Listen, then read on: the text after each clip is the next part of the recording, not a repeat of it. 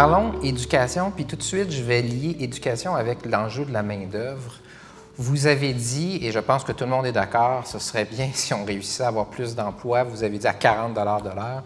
Ce qu'on sait, c'est que dans plusieurs secteurs à Montréal, ou à Montréal, en fait, au Québec, mais dans la grande région de Montréal, on est déjà au plein emploi dans des secteurs de pointe où il y a des emplois 40 de l'heure qui sont disponibles. Ce qui nous amène sur l'enjeu de la formation et de l'enjeu de l'adéquation entre la formation et les besoins du marché du travail. Puis on peut penser formation technique aussi, formation au niveau de cégep. Qu'est-ce que vous changez dans un prochain gouvernement qui fait en sorte que cette adéquation-là elle soit plus évidente, plus immédiate? Bon. D'abord, c'est important de bien arrimer la formation, l'éducation avec les besoins du marché du travail. Même quand on parle d'immigration, nous, ce qu'on dit, c'est que dans un deuxième temps, on leur apprendra le français, mais le premier critère, ça devrait être bien, j'ai une job en Beauce qui m'attend comme soudeur, je ne parle pas français, mais on a besoin de soudeurs, bien, passe devant les autres, puis viens-t'en travailler dans nos entreprises. C'est pas seulement l'immigration, c'est aussi nos travailleurs à nous. Vous savez, on dit souvent la formation professionnelle ou technique. Il y a 30 des jeunes qui choisissent la formation professionnelle ou technique. Idéalement, ça devrait être 50 ce qu'on appelle STEM, là, S-T-E-M, les sciences, les technologies, l'engineering, les mathématiques, c'est là que ça se passe, l'innovation. Nous autres, on n'a jamais osé, là, il y a une question de culture, d'essayer de convaincre puis d'inciter des jeunes à choisir les secteurs où il y a de la demande, où dans l'avenir, on va y arriver. Mais c'est sûr que dans les prochaines années, il faut se préparer. Là, il va y avoir des gros bouleversements dans le marché de l'emploi. Avec les compagnies comme Amazon, le commerce de détail, ça va être très dur. Même tout le secteur des services, ça va devenir très dur. Les gens qui ont des emplois à 12, 15 de l'heure, partout dans le monde, ils vont avoir de plus en plus de difficultés à en trouver. Mais ces gens-là, s'ils ont la bonne formation, bien, ils vont vouloir prendre des jobs à 25, 30, 40 piastres de l'heure. Donc, tout ça, il faut le préparer. Faut s'assurer aussi que nos retraités, on leur donne des incitatifs pour rester au travail, le temps supplémentaire. En tout cas, il y a beaucoup de façons de répondre aux besoins du marché du travail, mais le premier critère quand on choisit un nouvel arrivant, ça devrait être est-ce que ça répond aux besoins d'une entreprise? Parce que quand je dis qualification, là, ça ne nous prend pas tous des universitaires.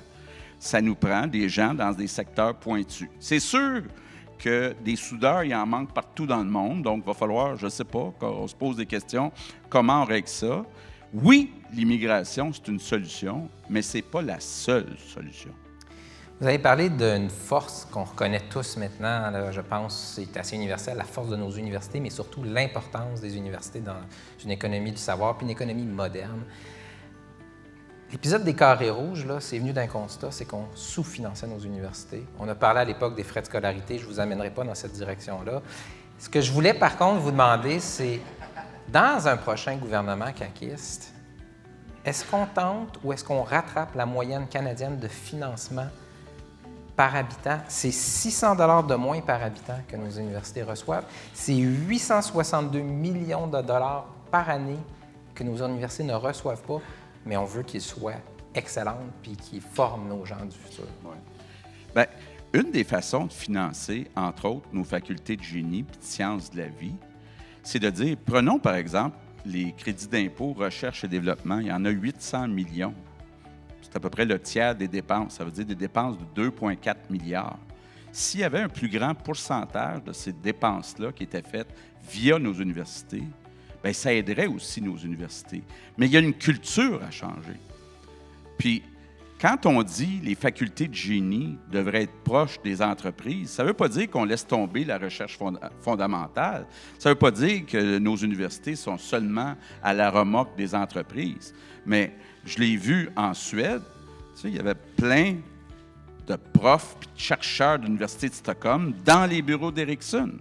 Puis à Munich, il y avait plein de profs de l'Université de Munich qui étaient dans les bureaux de BMW, payés par l'université ou payés par l'État. Nous, ici, là, il y a un changement de culture. On a un petit peu peur de ça. Je le demandais d'ailleurs à Stockholm. Vous n'avez pas une réticence, vous, les profs d'université, de venir travailler dans les bureaux des entreprises? Bien, ils m'ont dit, oui, on a eu ce problème-là il y a 20 ans. Mais tout le monde a compris maintenant que c'est bon pour toute la Suède, ça. C'est bon pour toute la société suédoise. Donc, il va falloir se réconcilier avec le fait là, qu'il faut, surtout nos facultés de génie et de la science de la vie, qui soient mieux financées, qu'on mette de l'argent, mais il faut aussi commercialiser nos innovations, puis en faire profiter nos entrepreneurs. Arrêtez d'avoir peur que des entrepreneurs fassent de l'argent. Hein? Il faut glorifier nos entrepreneurs.